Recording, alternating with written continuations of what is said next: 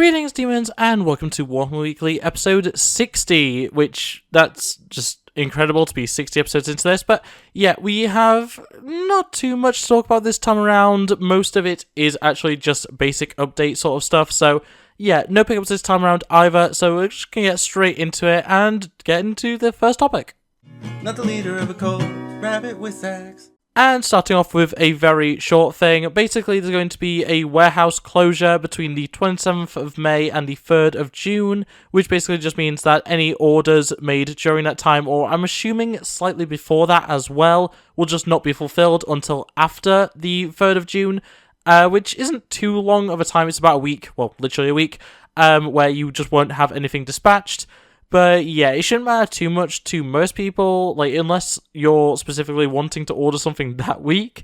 At the end of the day, you'd be better off just going to a physical Warhammer store or ordering off somewhere online, especially if you're US. Amazon's always a great place. When it comes to the UK, go for your actual hobby stores.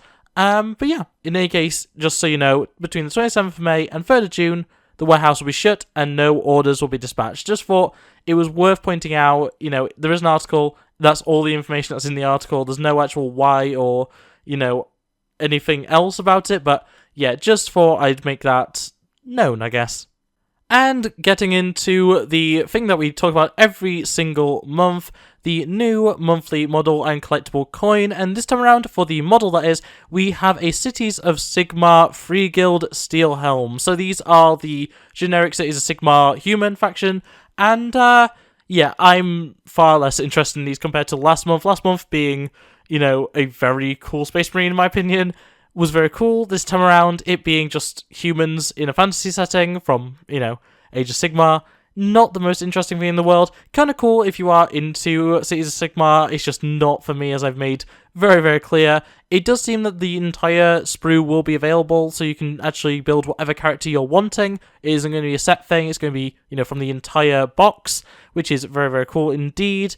But yeah, for me, not the most interesting thing. This, of course, goes in line with the fact that the Dawnbringers Crusade is still ongoing. If you take part in that, you can get an extra collectible coin and little carry bag, which I'm sure people are going to be interested in. I've already spoken about it in previous episodes, though, so I'm not going to go into detail of it here. But yeah, that is a thing that is still available.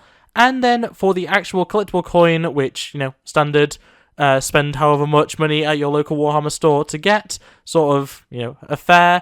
And this time around, it is the White Dwarf 500 coin. So, yeah, very, very cool to be seeing more 500th issue 500th issue merchandise, essentially. And, yeah, this will go very well if you're someone who's getting the new Grindelwald.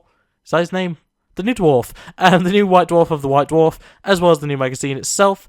And, yeah, in any case, this is one of the nicest coins I've actually done, maybe ever, and this is a lot when, you know, it's just commemorating the magazine reaching 500 issues, which is really, really funny. But, yeah, it's a very nice white silver, which is very unique, and, yeah, in general, just a very, very nice coin for an otherwise not special month. It's a very basic month, you know, getting Cities of Sigmar characters, models, whatever. It's not the most interesting, but, you know, I will kind of shut up about that now, because I go off about it way too much when we talk about Age of Sigmar. But sticking with Age of Sigmar, and on a much lighter note, a much happier note from me, we have more Stormcast Eternals. Who'd have thought it? But yeah, this time around, it is the Prosecutors, who are the winged Stormcast, which, yeah, these guys look absolutely excellent. We have 3 different models being shown off here, and they're all kind of similar, let's be honest. They all have the same style of wings, they all have a spear, they all have a shield. It's pretty standard affair. These guys, though, are going to be so much fun to paint, I'm sure, especially the wings, with how they have, like, the flame effect or the energy effect coming off them. Oh, that's going to be so fun to actually have, what's it called? The artificial lighting painting style. I can never remember what it's actually called.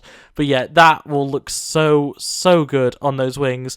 And, yeah, in general, these are just some very, very nice models. I like how they're shown to be flying by just having, you know, a foot slightly contacting a bit of rubble. I do quite like that effect.